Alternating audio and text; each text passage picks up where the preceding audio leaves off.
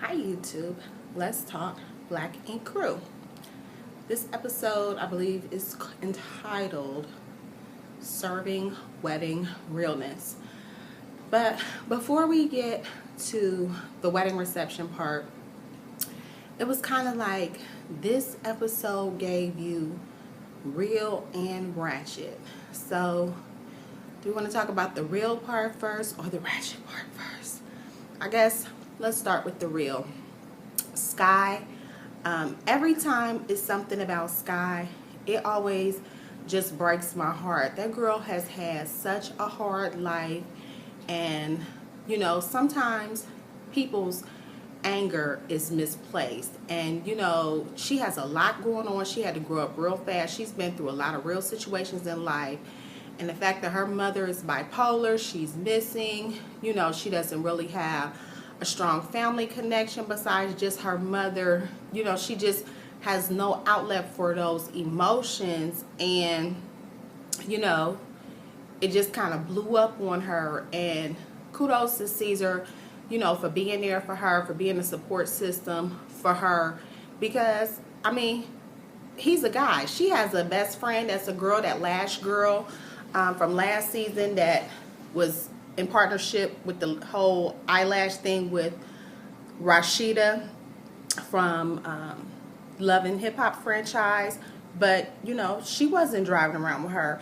It was Caesar driving around with her. So I give it to him because he cared enough to go out with her and look. And no, they didn't find her, but at least he was there to support her. And as soon as he found out, it was like, okay, we're going to make this move and try to find your mom. So I hope her mom is well, and I hope she's getting the help that she needs and the medication that she needs. Now, moving on, last week I forgot to discuss the whole wedding thing at the Justice of the Peace. So, of course, on this episode, oh shit decides that they need to have a wedding reception. Well, I don't know what you need to have a wedding reception for when you don't have two nickels to rub together.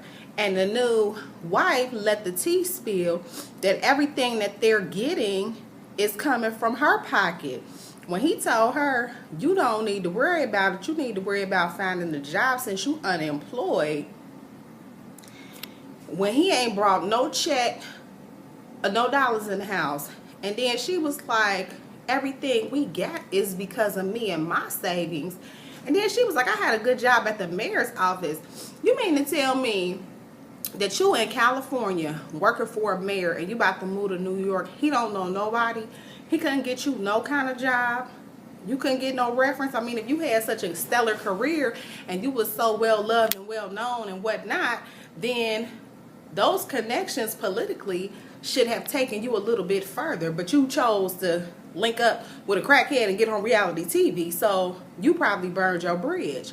But the real tea was that she had a child that she left behind. Now, I'm all for love and I believe in love, but I do not believe that you sacrifice your children for yourself. I understand he has grandparents and extended family and a father, but you don't just get to run off as a mother because you're in love and follow a man who has not. What was he going back to New York for? He didn't have an apartment. He didn't have a job. He doesn't have any money. So why couldn't he move to California? He has a poor relationship with every baby mother that he has, with the exception of the white girl. I apologize, Lulu's mother. I don't remember her name, but he has a poor relationship with every other woman in his life. And Lulu lives in Texas, so California is actually closer to her than New York. You can't see your son. You probably can't see your daughter, because I think that last baby mama really hates your guts. So why couldn't you make a fresh start in California if she was already established? You can tattoo anywhere. You have no clientele. Nobody has came in to get a tattoo by you. So you make her leave her child. And as a woman, why would you do it? If a man cannot do for you at the early stage, what do you think it's going to be like down the road. I think that's a bad precedent, and this is probably an omen of bad things to come, because when you are in the honeymoon phase, you should not be having problems. So if you're already having problems at the beginning, it's really not a good sign of things to come. There was no Duchess in this episode, no Donna in this episode. They did show that Walt was the assistant manager. So my question is this: if Walt is the assistant manager, does not that mean when the manager is away, the assistant manager then steps in? So since Teddy was the manager and Walt was the assistant, when Teddy was gone, shouldn't Walt have been there? Since Duchess was gone, shouldn't Walt have been there in that role? Why does Caesar have to come? Walt always be standing back with his mouth open like, what's going on? Oh my goodness, that fight between Donna and Tiffany. That's why I like Sky. There's no beat around the bush. When she said, do you want to fight me? And she stood up and she said, come on, let's go outside because we have to fight. Hey, I mean, you got to respect it. It might be ratchet, but you got to respect it. She like, it ain't nothing. There's no talking. Ain't nothing left for us to do but fight. And that girl, I don't know if y'all seen it because it was so quick. Sky mopped that girl. She slammed her to the ground. She was on that ground so quick.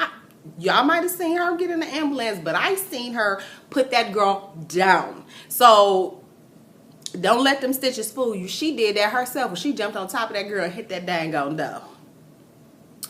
So, of course, people who always ain't got no money is the one spending the most. So, oh shit goes to playing his little wedding reception and he trying to get everything under the sun. I don't know who he's trying to impress, but he had to have a second line, and I thought that was for funerals. I didn't know that was for weddings, but I am from New Orleans, but the only time I ever seen the second line was funerals. But anyway, he gets served talking about Kathy is mad. Kathy's mad because she's not getting no child support. The reason she ain't getting no child support is because you ain't making no money. I'll be mad too. Kids need stuff every day, so you need to provide. You on this show, ain't they giving you a check? Come on now. But what I forgot to say about the whole child thing was her child shows up with her friends and she like, I need to introduce you to someone. Excuse me? What? Huh? What do you mean introduce? You done married this man and you don't even know if he gets along with your child.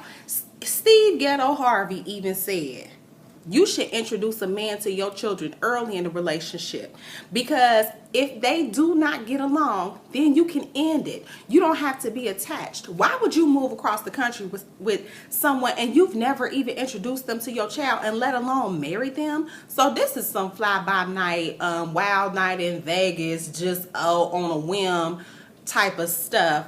Where are your parents? Because they must be embarrassed. That's why they didn't come, because you obviously told them that you had got married and you was having a reception. That's why you sent for your son. So they are not supporting this foolery, and nor am I supporting this foolery. This is a mess. We gonna see how it unfolds.